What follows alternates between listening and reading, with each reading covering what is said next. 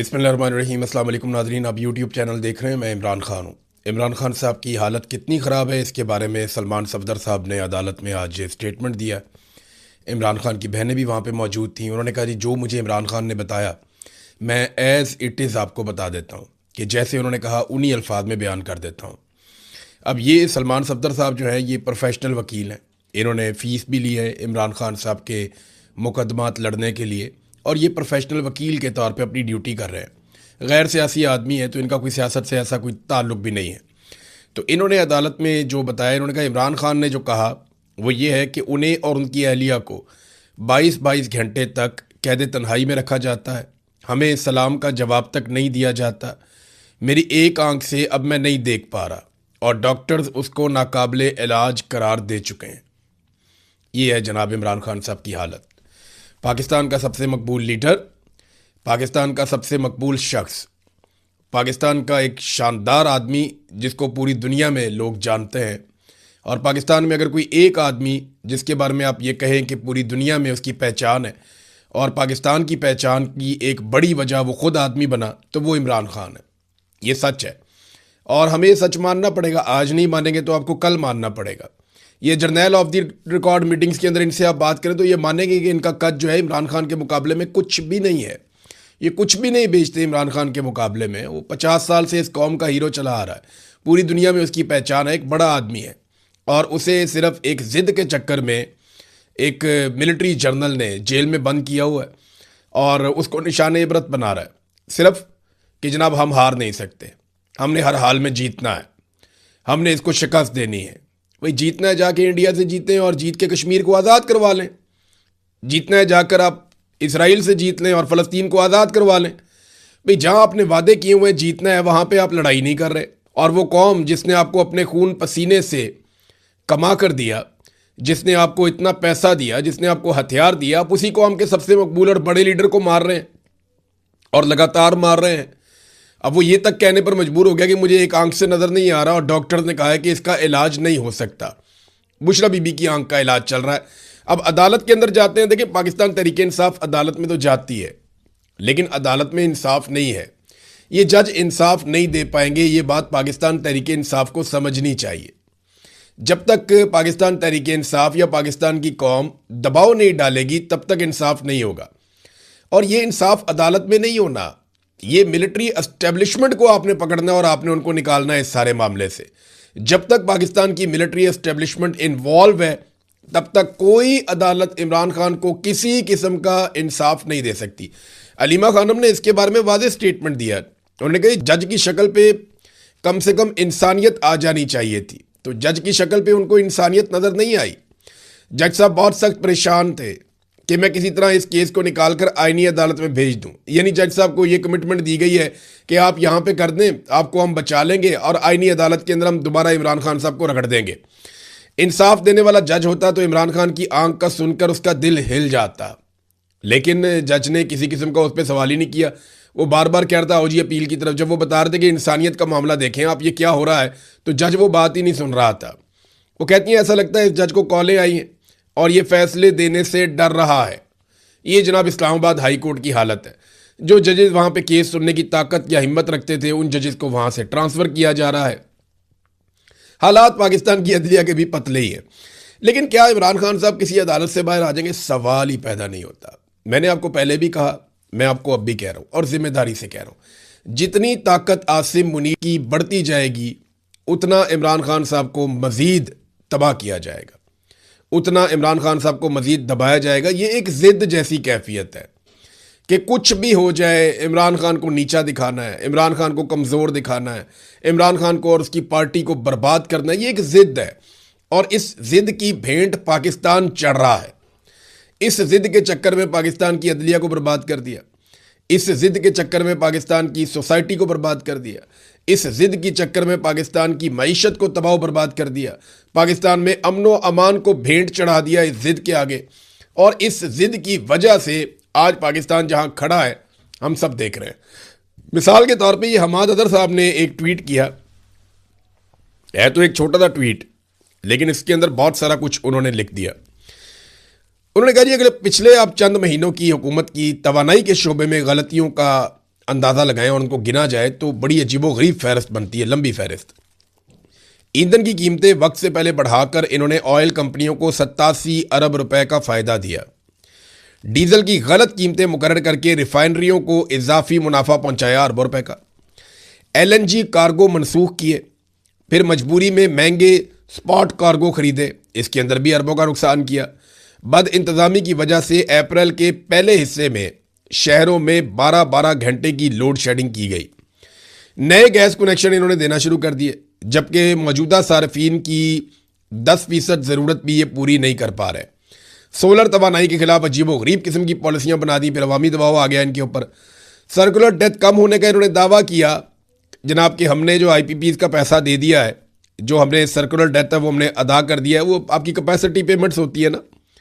मैं आपको फिर याद दिलाऊं कि नवाज शरीफ ने और आसिफ अली जरदारी ने कुछ ऐसे मुआहदे किए आईपीपीज ला कर, इस पर मैंने पूरी वीडियो करनी है, लेकिन सादा बात आपको बताऊं कि आईपीपीज के ऐसे मुआहदे किए जिनके तहत अगर ये प्रोजेक्ट्स या ये आईपीपीज 1 यूनिट बिजली भी ना बनाए तो भी इनको पैसे उतने ही मिलेंगे जितनी इनकी बिजली बनाने की कैपेसिटी है। तो हम 1 यूनिट बिजली इस्तेमाल करते हैं तो 3 यूनिट बिजली के हम पैसे देते हैं। अब सर्कुलर डेथ कम होने के दावे किए, मगर अपने ही अदादोशुमार जो सरकारी अदादोशुमार है वो इसके मुख्तलिफ हैं। ये हुक्मरानी नहीं है बल्कि एक महंगा तमाशा लगाया हुआ है मुल्क में, जिसे पूरी कौम देखने पर मजबूर है। तमाशा पाकिस्तान की मिलिट्री एस्टेब्लिशमेंट ने लगाया हुआ और जिद है जनाब कि इमरान खान की जिद में अब इन्होंने जजों को ट्रांसफर भी करना शुरू कर दिया है। जनरल ज़िया उल हक के दौर में भी जजेस के तबादले का ऐसा तरीका का राइज नहीं था। ये जस्टिस बाबर सत्तार का खाता है जिन्हें ट्रांसफर किया गया पेशावर। जजेस के तबादलों को बतौर हथियार इस्तेमाल करना अदलिया में एक ऐसे कल्चर को फ़रोग देगा जहां बेज़ाब्तियाँ और नाअहलियाँ पनपेंगी। आइन के आर्टिकल 200 और 209 में की गई तरामीम को जजेस को दबाव में लाने के लिए एक हथियार के तौर पर डिज़ाइन किया गया है। अब जजेस को दीगर मकामात पर तबादले की धमकियां दी जाएंगी और वो तबादला कबूल ना करें तो उन्हें सज़ाओं का सामना करना पड़ सकता है। जनरल ज़िया उल हक के दौर में भी जजेस के तबादले का ऐसा निज़ाम राइज नहीं था, यानी डिक्टेटर ने भी वो पाकिस्तान के साथ नहीं किया जो पाकिस्तान की मौजूदा मिलिट्री एस्टेब्लिशमेंट ने पाकिस्तान के साथ कर दिया है। ये हो रहा है। अब कौम के पास हल क्या है? यानी क्या अदालत की तरफ देखना है? कोई फ़ायदा नहीं, जजेस सारे कंप्रोमाइज़ हैं। क्या पार्लिमान की तरफ देखना है? कोई फ़ायदा नहीं, पार्लिमान रबर स्टैंप है, वहाँ पे अपने फॉर्म 47 के अंदर लाकर बंदे बिठाए हुए हैं। क्या मीडिया की तरफ देखना है? मीडिया पूरी तरह से कंट्रोल है, बात ही नहीं कर सकता। जो बात करता है उसके साथ क्या होता है आपने देख लिया। अभी हाल ही में फ़खरुर रहमान साहब को भी उठा लिया गया। एक कंपेन चलाते हैं, फिर बंदे के साथ क्या करते हैं, मुतीउल्लाह जान उनका प्रोग्राम बंद करवा दिया, यानी उनसे उनकी नौकरी छीन ली सिर्फ आवाज़ उठाने की वजह से। तो ये पाकिस्तान में एक न्यू नॉर्मल है। मीडिया से भी आप तवक्को नहीं कर सकते, पार्लिमान से भी नहीं कर सकते, अदलिया से भी नहीं कर सकते, तो फिर आप किससे तवक्को करेंगे? फिर आपको अपने बाजू पे भरोसा करना पड़ेगा। अवाम को याद रखिए, अवाम को ये लगता है ये सिर्फ इमरान खान का मामला है। जो लोग ये समझते हैं ना वो बेवकूफ़ी कर रहे हैं कि ये सिर्फ इमरान खान का मामला है। ये इमरान खान का मामला नहीं है, ये पूरी कौम का मामला है। ये मुल्क के ऊपर कब्ज़ा हो रहा है और ये कब्ज़ा इमरान खान ने छोड़ने से इनकार किया था, तब से अब तक फड्डा पड़ा हुआ है। और ये कब्ज़ा आपको वहाँ ले जाएगा जहाँ से वापसी मुमकिन नहीं होगी। पाकिस्तान का सारा पैसा अशराफिया के पास चला जाएगा, यानी वो अपने मफाद के अलावा देखते ही कुछ नहीं। अभी उन्होंने एक नया वो कानून निकाल दिया है, एक पाबंदी लगा दी है कि पंजाब से गंदम जो है वो किसी और सूबे में या कहीं और नहीं जा सकती। आपको पता ही क्यों कर रहे हैं? पंजाब के अंदर किसान बेचारे की गंदम अब तैयार हो गई है, उसने गंदम बेचनी है। गवर्नमेंट तो गंदम ले नहीं रही और गंदम की प्राइस मिलेगी नहीं, क्योंकि माफिया इकट्ठा हो जाएगा और वो एक कीमत ऐसी मुकर्रर कर देगा कि जनाब इस कीमत पे हम खरीदेंगे, इससे ज़्यादा पे हम नहीं खरीदेंगे। और मार्केट के अंदर किसान उससे भी सस्ती गंदम बेचने पर मजबूर हो जाएगा। तो किसान के पास जब तक गंदम रहती है तब तक उसकी कीमत गिराते हैं और तब तक इस बात पे पाबंदी लगाई जाती है कि ये गंदम किसी और सूबे को भी ना बेच सके। मिसाल के तौर पे अगर अच्छे ग्राहक मिल जाते हैं बलूचिस्तान में या खैबर पख्तूनख्वा में जो गंदम की अच्छी कीमत दे रहे हैं, तो वहाँ पे गंदम भेजना ही मना कर देते हैं कि गंदम यहाँ से बॉर्डर क्रॉस नहीं करेगी और हम पंजाब से गंदम किसी और सूबे में नहीं जाने देंगे। यह है तरीका वारदात, ताकि किसान को पैसे ना मिले। लेकिन जिस वक्त मिडल मैन या आड़ती या वो लोग जो हुकूमत के बहुत करीबी हैं, जो माफियाज हैं, जब वो गंदम खरीद लेते हैं किसानों से और फिर लाखों किसानों की गंदम चंद हाथों में आ जाती है, तो उसके बाद फिर पाबंदियां उठ जाती हैं। उसके बाद कीमत बढ़ाने पे भी पाबंदी नहीं रहती, उसके बाद आटे की कीमत भी महंगी हो जाती है, उसके बाद मुख्तलिफ सूबों में ये महंगी गंदम या महंगा आटा बेच सकते हैं। ये है नाजरीन वो वारदात जो हर दफ़ा डाली जाती है, अभी फिर डाली जा रही है। तो लोग कैसे छुटकारा पा सकते हैं? देखिए, अगर इस निज़ाम ने हारना है तो इमरान खान को जीतना पड़ेगा। 8 फरवरी 2024 को यह निज़ाम हार गया था। मिलिट्री एस्टेब्लिशमेंट के माथे पर अवाम ने शिकस्त लिख दिया था, लेकिन इन्होंने शिकस्त मानने की बजाय हठधर्मी के साथ ज़बरदस्ती निज़ाम के ऊपर कब्जा कर लिया और जाली MNAs MPAs को लाकर बिठाकर अपनी हुकूमतें बना ली। अब तब से लेकर अब तक पाकिस्तान सिसक रहा है। रोज़ाना की बुनियाद पर पाकिस्तान नीचे जा रहा है। हालांकि कभी दावे किए गए यहां से पाकिस्तान ऊंची उड़ान की तरफ जाएगा, कभी दावे किए गए उड़ान पाकिस्तान का मंसूबा आ गया, कभी दावे किए गए SIFC आ गया। इन तमाम जितने भी इन्होंने इकदाम किए सारे सफ़ेद हाथी बन गए और पाकिस्तान को ज़्यादा से ज़्यादा नुकसान होता चला गया। अब हल क्या है? हल ये है कि अवाम खुद अपना हक ले। ये अवाम ने लेना तो है, ये मुझे पता है। आज नहीं तो कल लेगी, कल नहीं तो परसों लेगी, लेकिन एक दिन अवाम अपना हक लेगी, क्योंकि इसके अलावा अवाम के पास रास्ता कोई नहीं निकला। ये लोग पीछे हटने को तैयार नहीं है। और जब तक आसिम मुनीर साहब को ताकत मिलती रहेगी, एक बात याद रखिएगा, तब तक इमरान खान साहब को वो पीसते रहेंगे। ये मैं आपको जिम्मेदारी के साथ कह रहा हूं।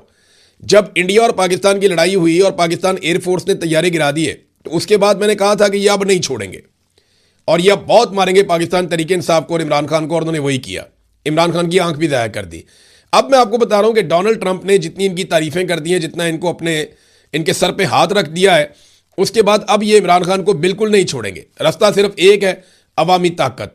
और अवाम निकलती है या नहीं इसके बारे में भी मैं कुछ कह नहीं सकता, लेकिन एक दिन निकलेगी ज़रूर। पाकिस्तान तहरीक इंसाफ के नाराज़ लोगों ने 8 मई को तैयारियां कर ली हैं कि वो पहले पेशावर की तरफ जाएंगे और फिर स्वाबी की तरफ जाएंगे लॉन्ग मार्च लेकर। अब 8 मई की उन्होंने तैयारियां कर ली हैं, लेकिन पार्टी तकसीम का शिकार हो गई, क्योंकि खैबर पख्तूनख्वा में ये लॉन्ग मार्च हो रहा है तो उसका फ़ायदा ही कोई नहीं है। लॉन्ग मार्च तो वहां होना चाहिए जहां पे किसी और की हुकूमत है। यहां तो खैबर पख्तूनख्वा में PTI की हुकूमत है और PTI की हुकूमत इस लॉन्ग मार्च को अभी तक ओन नहीं कर रही। ना ही जुनैद अकबर ने कोई बात की है, ना ही किसी और ने कोई बात की है। तो इमरान खान साहब के अजीज़ हैं, उन्होंने अहमद अली न्याजी जो है, अहमद न्याजी, उन्होंने इसके बारे में बात की है और कुछ और लोग हैं उन्होंने इसके बारे में बात की है और वो अपने लॉन्ग मार्च की तैयारियां कर रहे हैं कि जनाब 8 मई को हम लॉन्ग मार्च लेकर जाएंगे स्वाबी। सवाल ये पैदा होता है कि क्या ये वाकई में कर पाएंगे, क्योंकि PTI के लोग तो साथ खड़े नहीं हो रहे। ना बैरिस्टर गौहर ने इस पर स्टेटमेंट दिया है, ना सलमान अकरम राजा ने दिया है, ना इमरान खान की बहनों की मैंने कोई बात सुनी है, ना किसी और की बात सुनी है। तो खैबर पख्तूनख्वा में लॉन्ग मार्च निकाल के इमरान खान साहब को रिलीफ कैसे मिलेगा या इमरान खान साहब को आज़ादी कैसे मिलेगी? ये 8 मई की तारीख याद रखिएगा कि 7 मई से ऑनवर्ड तमाम चैनल्स को एस्टेब्लिशमेंट की जानिब से अहकाम दे दिए गए हैं कि जो ऑपरेशन बयानुल मरसूस या मार्का हक, ये इंडिया के साथ पाकिस्तान की लड़ाई हुई थी, इस हवाले से 3 दिन खसूसी रिपोर्ट्स चलाई जाएंगी, ट्रांसमिशंस चलाई जाएंगी, खसूसी प्रोग्राम किए जाएंगे, मिली नगमे वगैरह जो हैं वो लॉन्च किए जाएंगे। तो उम्मीद है एक दफ़ा फिर पाकिस्तान तहरीक इंसाफ अपने कारकुनों को इस हवाले से रोक देगी कि जनाब, क्योंकि ये कौमी यकजहती का वक्त है, सारे इकट्ठे हो रहे हैं, लिहाजा आप किसी किस्म का एहतजाज ना करें। जब एहतजाज करने का वक्त था वो सारा वक्त पाकिस्तान तहरीक इंसाफ ने ज़ाया किया, किसी किस्म की कोई एक्टिविटी नहीं की और अब वो अपने लोगों को रोकेंगे। मुझे इस बात का आइडिया है, क्योंकि वो कौमी यकजहती के लिए हुकूमत कहेगी देखें जी कौमी यकजहती का वक्त है, देखें जी इकट्ठे होने का वक्त है, देखें जी पाकिस्तान को इतनी बड़ी फतह मिली थी, ये पाकिस्तान के दुश्मन हैं, ये हमारे जश्न में शामिल नहीं हो रहे, ये एहतजाज कर रहे हैं, इनकी किस्मत में जनाब वो कह देंगे रोना धोना है। तो इस किस्म की बातें आप सुनेंगे आने वाले दिनों में और पाकिस्तान तहरीक इंसाफ के जो लोग हैं वो खुद ही मना कर देंगे। नाज़रीन, आप ज़रा बैनुल अक़वामी ख़बरों की तरफ आ जाएँ। डोनाल्ड ट्रंप ने एक ट्वीट किया है और ये उसके अंदर तस्वीर है, आप ये देख लें। तो डोनाल्ड ट्रंप ने कहा क्या? लगातार डोनाल्ड ट्रंप धमकियाँ लगा रहे हैं, क्योंकि उन्होंने मशरिक़ वस्ता में हथियार बहुत बड़ी मिकदार में इकट्ठे कर लिए। अब हर तरफ पानियों में उनके हथियार हैं तैरते हुए, साथ में उनके फाइटर जेट्स हैं उन बहरी बेड़ों के ऊपर। तो पानियों पे उन्होंने कंट्रोल किया। उसके बाद जो मिडल ईस्ट है, तमाम ममालिक के अंदर उन्होंने भारी हथियार पहुँचाए बहुत बड़े पैमाने पर। ये डार्क ईगल नाम का इनका मिसाइल है अमेरिका का, एक बड़ा ज़बरदस्त मिसाइल है, बहुत स्पीड के अंदर ये मूव करता है। 2775 किलोमीटर तक की इसकी रेंज है और ये हाइपरसोनिक मिसाइल है, ये बहुत तेज़ रफ्तार मिसाइल है, बड़ा एक्यूरेट मिसाइल है, उम्दा हथियार है और बहुत ख़तरनाक है। ये एक मिसाइल की जो कीमत है वो लगभग $15 मिलियन है, यानी इतना महंगा हथियार है ये। इन हथियारों को मिडिल ईस्ट में मूव किया जाए, इसके लिए इजाज़त तलब की गई है अमेरिका में, और अब ये हथियार भी अमेरिका में पहुंचाने का बंदोबस्त किया जा रहा है। और कुछ सोर्सेज ये कह रहे हैं कि ये हथियार मिडिल ईस्ट में पहुंचा दिए गए। इनकी तादाद इतनी ज़्यादा नहीं है, लेकिन अगर ये थोड़े से भी हों तो ये बहुत ख़तरनाक हथियार है। ईरान के ख़िलाफ़ इन्हें इस्तेमाल किया जा सकता है। यानी हर तरह के हथियार वहाँ पे इकट्ठे कर लिए गए। और डोनाल्ड ट्रंप का पोस्ट देख लें तो आपको आइडिया हो जाएगा कि डोनाल्ड ट्रंप या अमेरिका क्या करने का इरादा रखते हैं। ट्रंप ने लिखा कि द स्टॉर्म इज़ कमिंग, तूफान आ रहा है, nothing can stop what is coming, और कोई भी नहीं रोक सकता जो अब आने वाला है। तो ये एक धमकी है, जंग जैसा पोस्टर उसके साथ लगाया हुआ है कि एक तूफान आ रहा है और कोई भी नहीं रोक सकता जो हम करने जा रहे हैं, ये डोनाल्ड ट्रंप ने कहा। देखिए, पाकिस्तान को डोनाल्ड ट्रंप से बात करनी चाहिए कि जो जारहाना धमकियां वो लगातार लगा रहे हैं, उसके साथ मुज़ाकरात मुमकिन नहीं है। पाकिस्तान क्योंकि सालिस होने का दावेदार है कि हम इसमें सालसी कर रहे हैं और दुनिया तारीफ भी कर रही है, तो ऐसे में पाकिस्तान डोनाल्ड ट्रंप को भी एक शटअप कॉल देनी चाहिए कि जनाब आप मुंह बंद करेंगे तो हमको मुज़ाकरात कराएंगे ना। आप दूसरे दिन कोई ना कोई धमकी लगा देते हैं, और जितनी देर हमने जंगबंदी करवाई, आपने इतने बड़े पैमाने पर हथियार हमारे रीजन में पहुंचवा दिए कि अब किसी को एतबार ही नहीं आ रहा कि ये हथियार जो हैं वो सिर्फ दिखावे के लिए, डरावे के लिए तो नहीं है। अगर ये हथियार चल जाते हैं जैसे कि पहले चले हैं और 2 मरतबा ईरान के ऊपर हमला हुआ है, ईरान भरोसा कैसे करेगा? तो सालसी करने में प्रॉब्लम आ रहा है। ये बात पाकिस्तान को डोनाल्ड ट्रंप को बतानी चाहिए। अच्छा नाज़रीन, यहाँ पे एक और खबर है, और वो ईरानी सुप्रीम लीडर और ईरानी सदर दोनों ने एक एक स्टेटमेंट जारी की है। ये दोनों का स्टेटमेंट मैं आपके सामने रखूंगा तो आपको आइडिया हो जाएगा ईरान इसके ऊपर अब क्या सोच रहा है। जो सुप्रीम लीडर हैं ईरान के, आयतुल्लाह मुश्तबा खामनाई, उन्होंने जो स्टेटमेंट दिया, उन्होंने कहा जी हज़ारों किलोमीटर दूर बैठकर लालच की बुनियाद पर फसाद बर्पा करने वाले गैर मुल्कियों की जगह खलीज फारस के पानियों की तय के सिवा और कहीं नहीं है। यानी उनको हम यहाँ डबो देंगे, उनकी जगह और कहीं नहीं है। ये स्टेटमेंट मैं यहाँ रोकता हूँ। इसके अलावा मैं आपको बताता हूँ कि ईरानी गवर्नमेंट जो है या ईरानी फौज, उन्होंने जो इसके ऊपर एक रद्द-ए-अमल दिया है, उनका ये कहना है कि हमारी इतनी ज़बरदस्त तैयारी है और हमारी मनसूबाबंदी मुकम्मल है। जिस वक्त भी लड़ाई होगी हम ये नाकाबंदी ऐसे तोड़ेंगे कि आपको कुछ दिखाई भी नहीं देगा। नाकाबंदी का ऐसा जवाब देंगे कि दुनिया याद रखेगी ईरान ने बहुत बड़ा इस पर एक ऐलान किया है, और ये पूरी दुनिया के मीडिया में खबर छपी भी है। तो नाकाबंदी कैसे तोड़नी है, किस तरीके से अमरीकी जहाज़ों को पीछे धकेलना है या उन पर हमला करना है, ईरान ने भी अपनी हिकमत अमली बना दी है। अब मुश्तबा खामनेई कहते हैं, ये यौम खलीज फ़ारस के मौके पर अपने पैगाम में उन्होंने कहा कि खलीज फ़ारस और आबनाए हुर्मुज़ के लिए एक नया बाब तहरीर किया जा रहा है। खलीज फ़ारस का रोशन मुस्तकबिल अमरीका से पाक होगा। उन्होंने कहा कि इस खित्ते के रोशन मुस्तकबिल में अमरीका का कोई अमल दखल नहीं होगा, और ये कि आबनाए हुर्मुज़ के नए निज़ाम पर अमल दरामद से तमाम ममालिक मुस्तफ़ीद होंगे। उन्होंने कहा जी हमारा जो यहाँ के खित्ते के मुल्क हैं, चाहे इस पानी के इधर हैं हमारी तरफ हैं या उधर सामने अरब ममालिक हैं, हमने इकट्ठे रहना है। हमारा एक मुस्तकबिल है और हमारी एक ही तकदीर है। लेकिन जो दूर से आए हुए अपने लालच के चक्कर में वो इन पानियों में डूब जाएंगे, उनका यहाँ पे कुछ नहीं है। इस किस्म की बातें जो है मुश्तबा खामनेई ने कहा, और ये भी कहा कि ईरान आबनाए हुर्मुज़ का कंट्रोल संभाल कर खलीज फ़ारस के खित्ते को महफूज बनाएगा और दुश्मन की जानिब से इस आबी गुजरगाह के इस्तेसाल को ख़त्म करेगा। ईरान ने वैसे अच्छा काबू कर लिया आबनाए हुर्मुज़ को, हालांकि ये पहले बिल्कुल ईरान के कंट्रोल में नहीं था, चीज़ें बहुत नॉर्मल चल रही थी, अरब ममालिक इससे मुस्तफ़ीद हो रहे थे, बड़े खुश थे। लेकिन अब ईरान के कंट्रोल में चला गया है तो उनके लिए भी ये पंगा पड़ गया। अब ईरान छोड़ता नहीं है उसको। अरब ममालिक ये कहते हैं हम यहाँ से अच्छी खासी तजारत करते थे, तो आपने हमारे ऊपर पाबंदी लगा दी, हम ईरान के मोहताज क्यों हो। यानी सऊदी अरब ये सोचता है, कुवैत, इराक, बाकी ममालिक जो खित्ते में हैं, बहरीन, कतर, यूएई, कि हम ईरान से इजाज़त लेके अब तजारत करेंगे। यानी ईरान हमें इजाज़त देगा कि यहाँ से आप जहाज़ गुजारें या ना गुजारें, हम इतने अमीर ममालिक हैं, हमारे पास इतना पैसा है, इतनी दौलत है, उम्मत मुस्लिमा के लीडर्स हैं, तो अब ईरान हमें बताएगा कि यहाँ से जहाज़ गुजारना नहीं गुजारना। उनके लिए बड़ी एक ऑकवर्ड सिचुएशन हो गई है। इस पर एक ईरानी सदर का स्टेटमेंट है। उन्होंने कहा जी कि सख्त वार्निंग दी है उन्होंने अमेरिका को और इसराइल को। ये खलीज फ़ारस के कौमी दिन के मौके पर उन्होंने कहा कि आबनाए हुर्मुज़ को ईरान की मज़ामत और ताकत की अलामत करार दिया। उन्होंने कहा कि अहम आबी गुजरगाह ईरान की खुद मुख्तारी और कौमी वकार की नुमाइंदगी करती है।